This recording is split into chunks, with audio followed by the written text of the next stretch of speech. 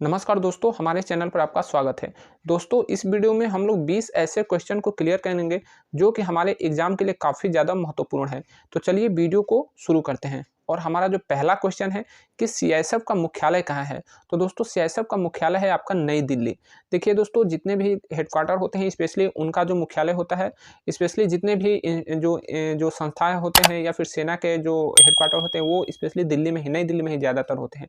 इसलिए अगर आपको अगर कोई क्वेश्चन में हेडक्वार्टर नहीं पता है और उसमें नई दिल्ली का ऑप्शन दिया है तो आप लोग उसे टिक कर देंगे, तो आपको हो सकता है कि 80% चांस है कि वो सही हो जाए। क्योंकि आपका चाहे तीनों सेनाओं का हेडक्वार्टर हो या फिर सीआईएसएफ का हो, फिर आपका बीएसएफ का हो, तो मैक्सिमम हेडक्वार्टर कहाँ पे है? तो वो नई दिल्ली में है। और सीआईएसएफ का इस समय डीजी कौन है? तो सीआईएसएफ का जो डीजी है उनका नाम है नीना सिंह। देखिए दोस्तों, अगला आपका जो क्वेश्चन है कि सबसे ज़्यादा जिले भारत के किस प्रदेश में हैं? तो भारत के उत्तर प्रदेश में सबसे ज़्यादा जिले हैं, ठीक है? भारत के उत्तर प्रदेश में सबसे ज़्यादा जिले हैं। और उत्तर प्रदेश में कुल कितने जिले हैं? तो वो उत्तर प्रदेश में 75 जिले हैं, जबकि 80 संसदीय क्षेत्र है और 403 विधानसभा के क्षेत्र हैं। अगला आपका क्वेश्चन है कि एनसीईआरटी का फुल फॉर्म क्या होता है? तो एनसीईआरटी का फुल फॉर्म होता है national council of education research and training, जिसे हिंदी में हम लोग कहते हैं राष्ट्रीय शैक्षिक अनुसंधान और प्रशिक्षण परिषद।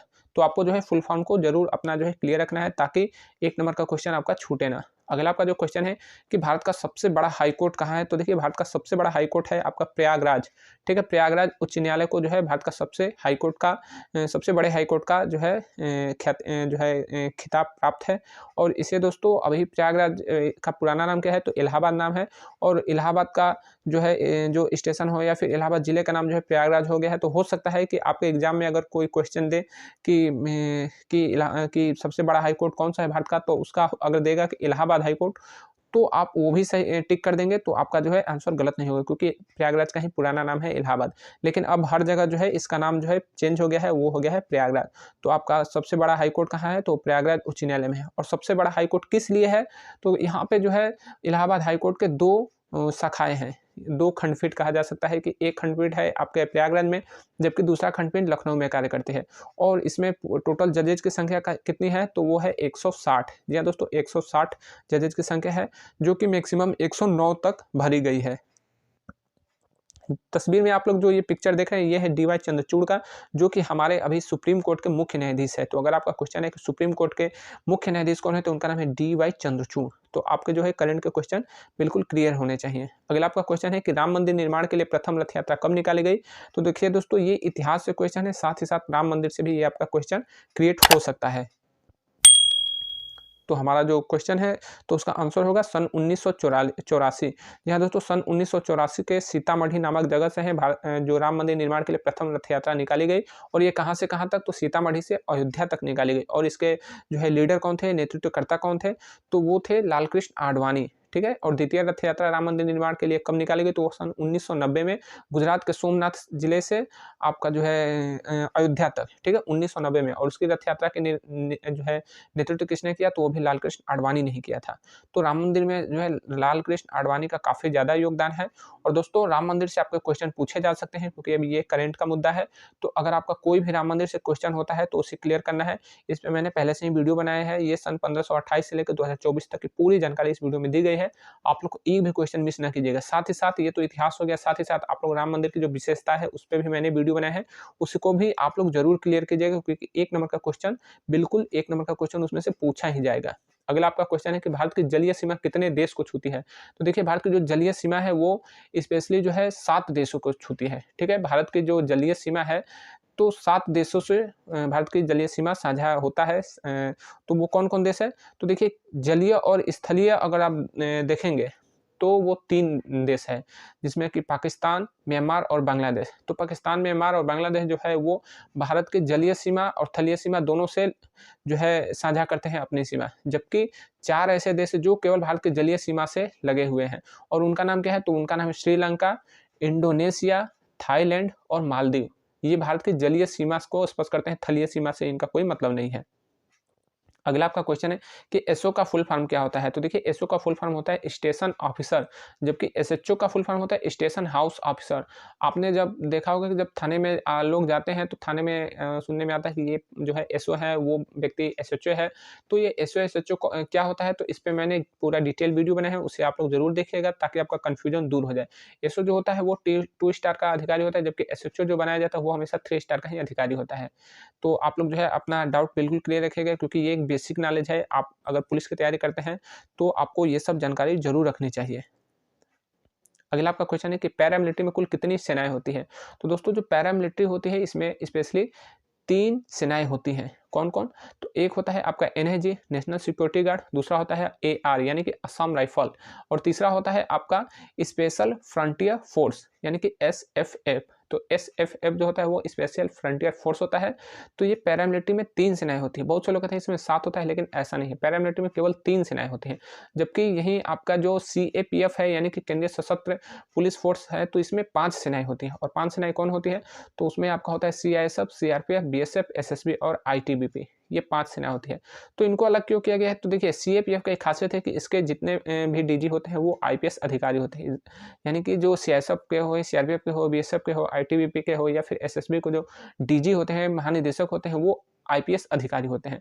जबकि आप जो पैरामिलिट्री में जितने भी जो बड़े अधिकारी जो कि सीनियर जिस तरह से डीजी है, उसी तरह से उसका जो सबसे बड़ा अधिकारी होता है तो वो एक आर्मी का अधिकारी होता है, ठीक है? तो वो आर्मी का अधिकारी होता है। लेकिन दोनों सेनाएँ जो है जो पैरामिलिट्री हो या फिर सीएपीएफ हो, वह गृह मंत्रालय यानी कि मिनिस्ट्री ऑफ होम अफेयर्स के तहत ही काम करती है। जितना उनको निर्देश मिलेगा उसी के तहत वो काम करेगी। जबकि जो मिलिट्री है, जो हमारे एयरफोर्स, आर्मी या फिर जो नेवी है, ये रक्षा मंत्रालय के तहत आते हैं। ये रक्षा मंत्रालय के दिशा निर्देश के अंतर्गत ही काम करते हैं। अगला आपका क्वेश्चन है कि सीआईएसएफ के महानिदेशक कौन है? तो मैंने पहले ही बताया कि सीआईएसएफ का हेडक्वार्टर जो है नई दिल्ली में है, और इनकी जो अभी जो बनाई गई है डीजी, उनका नाम है नीना सिंह, जो कि भारत के जो है प्रथम डीजी हैं, और ये सीआईएसएफ की प्रथम महिला डीजी हैं। ठीक है? प्रथम महिला डीजी कौन है? तो वो नीना सिंह है, जिन्हें सीआईएसएफ का डीजी बनाया गया है। अगला आपका जो क्वेश्चन है कि कन्याकुमारी नामक जगह भारत के किस राज्य में है? तो देखिए कन्याकुमारी नामक जो जगह है वो भारत के तमिलनाडु राज्य में है। ठीक है? जो तमिलनाडु राज्य जो कि भारत का दक्षिण राज्य है, तो उसमें कन्याकुमारी नामक एक जिला है। तो ये नाम जो कन्याकुमारी नामक जिला है वो काफ़ी फेमस जिला है। तो बहुत से ऐसे क्वेश्चन आते हैं कि लोगों को पता ही नहीं चलता कि ये जगह कहाँ पे है। तो इसलिए आपको ऐसे जो मोस्ट जो सिटीज़ हैं या फिर मोस्ट जो प्लेस हैं उनके बारे में आपको जानकारी होनी चाहिए। ठीक उसी तरह से एक रामेश्वरम नामक जगह है, वो कहाँ पे है? तो वो भी तमिलनाडु में ही है, लेकिन उसका जिला है रामनाथपुरम। ठीक है? तो रामनाथपुरम में ही रामेश्वरम नामक एक जगह है, और रामेश्वरम के करीब ही है धनुषकोडी। जी हाँ दोस्तों, धनुषकोडी, जो कि जहाँ से राम सेतु, जो आप लोग सुनते हो कि राम सेतु, रामायण से जुड़ा हुआ जो राम सेतु है, तो वो वहीं से प्रारंभ होता है और श्रीलंका को स्पर्श करता है।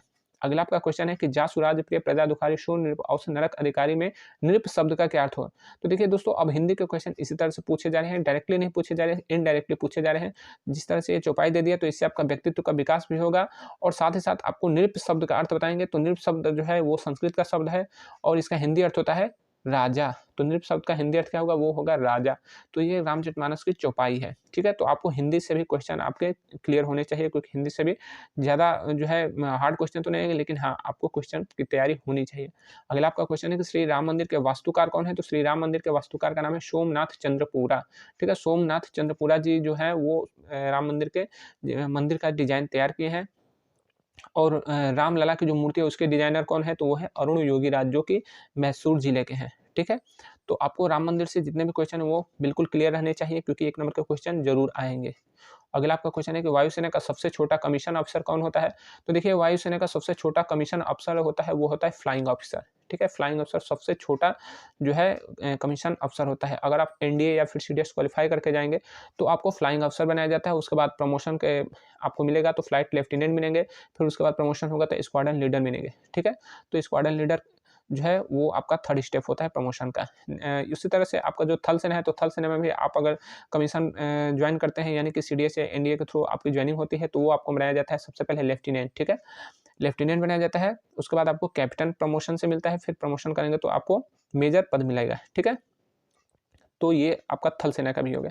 देखिए अगला आपका क्वेश्चन है कि भारत के किस राज्य में सबसे ज़्यादा संसदीय क्षेत्र है? तो ज़ाहिर-सी बात है सबसे ज़्यादा जिसकी पॉपुलेशन होगी उसको सबसे ज़्यादा संसदीय क्षेत्र मिलेगा। तो सबसे ज़्यादा पॉपुलेशन कितनी किसकी है? तो वो है उत्तर प्रदेश राज्य की, और सबसे ज़्यादा क्षेत्रफल में और सबसे ज़्यादा जो है ज़िले कहाँ पे है? तो उत्तर प्रदेश में ही है।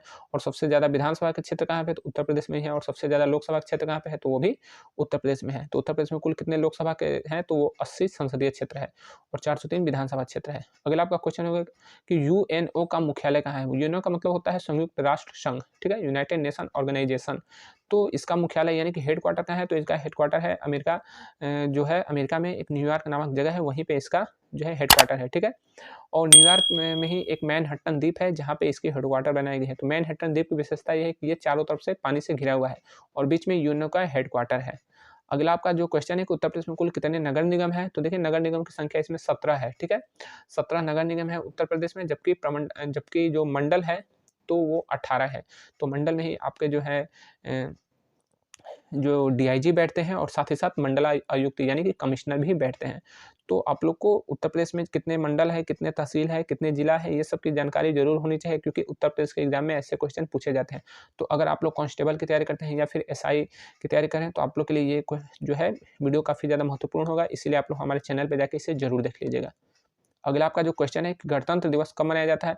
तो गणतंत्र दिवस मनाया जाता है 26 जनवरी को। जी हाँ दोस्तों, 26 जनवरी 1950 को हमारे देश में जो है संविधान की स्थापना की गई थी, इसलिए उस दिन गणतंत्र दिवस मनाया जाता है। बहुत से लोग कन्फ्यूज़ होते हैं कि 26 जनवरी को गणतंत्र दिवस मनाया जाता है या स्वतंत्र दिवस, या फिर कई लोग कन्फ्यूजन होते हैं कि स्वतंत्रता दिवस कब मनाया जाता है। तो देखिए 15 अगस्त 1947 को हमारा देश स्वतंत्र हुआ था, आज़ाद हुआ था, इसलिए 15 अगस्त को स्वतंत्रता दिवस मनाया जाता है।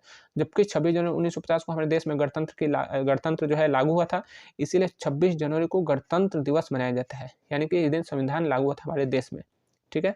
अगला आपका क्वेश्चन हो गया कि थल सेना का मध्य कमान कहाँ है? तो थल सेना का मध्य कमान है लखनऊ में। जी हाँ दोस्तों, थल सेना का जो सेंट्रल कमान है वो है लखनऊ में, जबकि इसका नॉर्थ कमान जो है वो आपको उधमपुर जिला में है, जबकि इसका ईस्ट कमान है जो है कोलकाता में, और जबकि वेस्ट कमान कहाँ पे है? तो ये है आपका चंडीगढ़ में, और इसका जो साउथ कमान है यानी कि दक्षिणी कमान तो वो है महाराष्ट्र का पुणे नामक जिला है, वहीं पे इसका साउथ कमान भी है। देखिए जो थल सेना है तो थल सेना में 7 कमान है, साथ ही साथ वायुसेना में भी आपके 7 कमान है, और आपके जो नेवी है इसमें 3 कमांड है। तो कुल भारत में कितने सैन्य कमांड है? तो वो है 10, ठीक है? 10 सैन्य कमांड है। अगला आपका क्वेश्चन हो गया कि संविधान दिवस कब मनाया जाता है? तो मैंने बताया कि संविधान दिवस जो है भारत में जो है 26 नवंबर को संविधान की जो है जो संविधान जो है पूरा हो गया था, उसका काम कंप्लीट हो गया, तो 26 नवंबर 1949 को भारत का संविधान कंप्लीट हो गया था। तो इसीलिए 26 जो है नवंबर को संविधान दिवस मनाया जाता है, जबकि 26 जनवरी 1950 को संविधान को जो है देश में लागू किया गया था, इसलिए उस दिन गणतंत्र दिवस मनाया जाता है। तो दोस्तों कुछ भी कहा जाए, संविधान हमारे देश के लिए ठीक नहीं है, क्योंकि देखिए संविधान या फिर लोकतंत्र केवल एक बहाना है, राजनेताओं का एक मुखौटा है कि संविधान की दुहाई देते हैं, लोकतंत्र की दुहाई देते हैं, लेकिन इससे हमें मिला क्या? हमारे देश को कुछ हासिल हुआ? हमारे पब्लिक को क्या मिला? ना उन्हें अच्छा जीवन शैली मिला, ना उन्हें अच्छा रोज़गार मिला, ना उन्हें अच्छी जो है स्वास्थ्य व्यवस्था मिली, ना उन्हें शिक्षा व्यवस्था बेहतर मिला, तो मिला क्या? तो फिर ऐसे संविधान और ऐसे लोकतंत्र से हमें क्या फ़ायदा? जब हमें ना कहीं से न्याय मिल रहा है, दर-दर के लोग ठोकरें खा रहे हैं, कोर्ट कचहरी चक्कर लगाते-लगाते जो है पीढ़ियाँ गुजर जा रही हैं, तो फिर ऐसे न्याय व्यवस्था, ऐसे संविधान व्यवस्था तो कुछ फ़ायदा नहीं है। तो हमें जो है अपने देश में अपने लिए साथ ही साथ आने वाली पीढ़ियों के लिए भी और भारत को विश्व गुरु बनाने के लिए भी जो भारत की चुनाव प्रक्रिया है, इस पे हमें फ़ोकस करना पड़ेगा। और मेरे चैनल पे ये चुनाव प्रक्रिया जो है WCEP बेहद बहुत ही बेहतरीन चुनाव प्रक्रिया है, दुनिया की सबसे बेहतरीन चुनाव प्रक्रिया है। आप लोग इसे 10 मिनट अपना जो है ज़रूर दीजिएगा, ताकि आने वाली पीढ़ियाँ भी सुरक्षित रहें और हम लोग भी सुरक्षित रहें। अगला आपका क्वेश्चन है कि मांस समाज तो एक है, क्या मछली किया गया है? यह किसका कथन है? तो दोस्तों कथन जितने भी हैं आपको क्लियर रखने हैं, क्योंकि हो सकता है कि 1 नंबर का क्वेश्चन उससे भी आ जाए। तो देखिए ये कबीरदास जी का कथन है, बहुत ही बेहतरीन कथन है कि मांस मांस एक है, क्या मछली कहा गया है? क्योंकि अगर मांस है तो मांस अगर मछली का खा रहे हैं या फिर गाय का खा रहे हैं तो उसमें अंतर क्या है? आप तो मांस ही खा रहे हैं, लेकिन बहुत से लोग कहते हैं कि नहीं मछली का मांस ठीक है, गाय का मांस खाना बहुत ही बेकार है और ये धर्म के खिलाफ है। देखिए ये लोग जो है बहुत ज्ञानी जो लोग होते हैं वो धर्म का तुरंत परिभाषा बताने लगते हैं, लेकिन वो परिभाषा इनका गलत होता है, ये इन पे ही गलत हो जाता है तुरंत। ये किस तरह से आप मांस को जो है सही ठहरा सकते हैं? तो मांस जो है कमज़ोरों पे समझिए कि ये एक जुल्म है, ठीक है? मांस इसीलिए हमें नहीं खाना चाहिए। अगला आपका क्वेश्चन है कि शरीर की सबसे छोटी हड्डी का क्या नाम है? तो शरीर की सबसे छोटी है वो स्टेपिज हड्डी है और ये कहाँ पे है? तो ये कान में पाई जाती है। साथ ही साथ हमारी जो सबसे बड़ी हड्डी है तो वो फीमर हड्डी है और हमारी ये जांघ में पाई जाती है। अगला आपका क्वेश्चन है कि सूर्य की किरण में कौन सी विटामिन होती है? तो सूर्य की किरणों में जो है विटामिन डी पाई जाती है। इसीलिए कहा जाता है कि सूर्य की किरणों में हमें बैठना चाहिए ताकि हमें विटामिन डी मिले, यानी कि हमारी बॉडी जो है विटामिन डी को ऑब्जर्व कर ले, जिससे हमारी जो शरीर की जो प्रतिरोधक क्षमता है वो बढ़ जाए। तो इस तरह से आपके 20 क्वेश्चन क्लियर हो गए और 21वां क्वेश्चन आपके लिए है। इसका आप आंसर करेंगे हमें कमेंट बॉक्स में कि वर्तमान में भारत के सीडीएस कौन है? क्योंकि वर्तमान में कौन क्या है, इससे आपसे ज़रूर 1-2 क्वेश्चन आएँगे। तो इसलिए आप इन ऐसे मैटर को जो है क्लियर रखिएगा। मिलेंगे अगले वीडियो में, तब तक के लिए जय हिंद।